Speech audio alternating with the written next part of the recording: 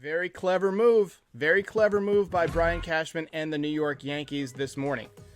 Like a lot of you, when I woke up this morning, I saw the news that DJ LeMahieu was close to signing a deal with the Yankees, but there were no terms of the deal. We all assumed, because of the reporting in the press, that DJ LeMahieu was going to get a 4 or 5 year deal. The big hiccup in the negotiations, the thing that was a stalling point, was that the Yankees were offering 4 years. DJ LeMahieu wanted 5 years. It seems they came to a compromise, something that is getting rarer and rarer in sports.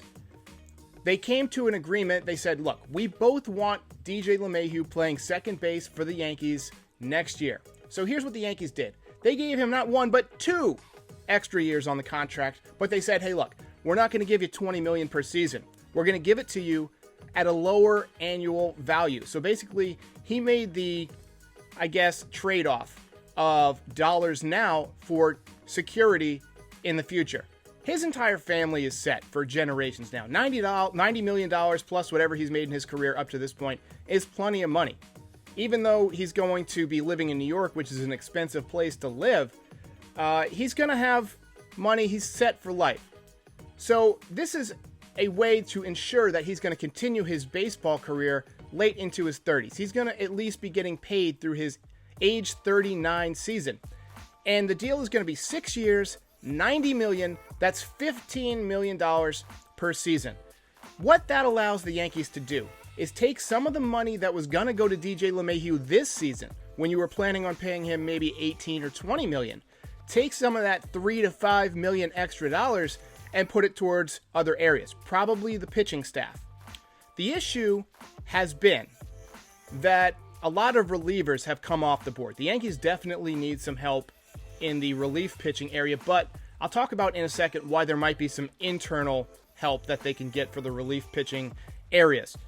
We saw Brad Hand come off the board this morning. He went to the Mets. Liam Hendricks obviously went to the White Sox. Archie Bradley to the Phillies. These are veteran, good relief pitchers, but the Yankees seem to be believing in some of their younger arms. Nick Nelson is a guy who could step up. We saw he had a 97, 98 mile an hour fastball last year.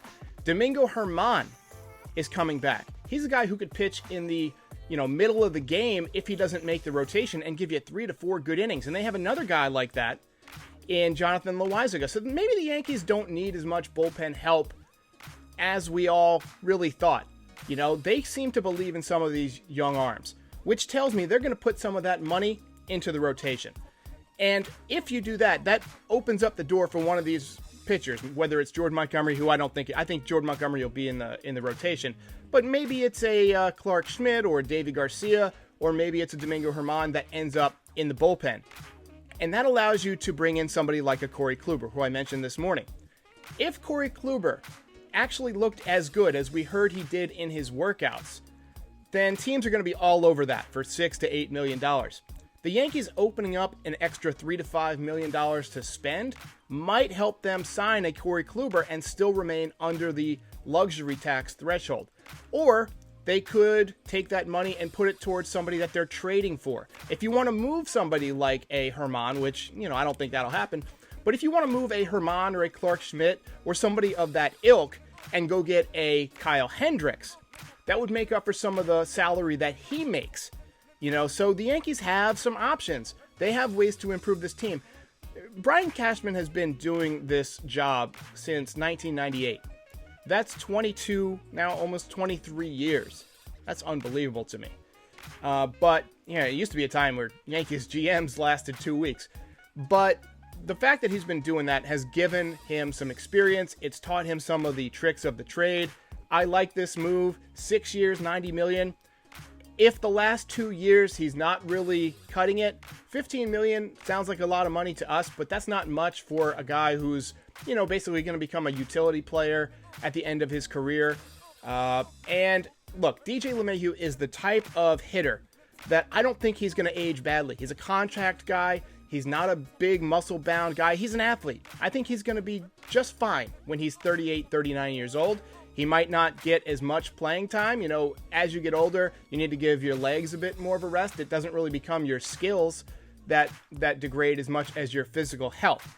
So it would not surprise me if at the end of this contract, DJ is playing maybe 100 games a season, but playing a few different positions and still hitting 280.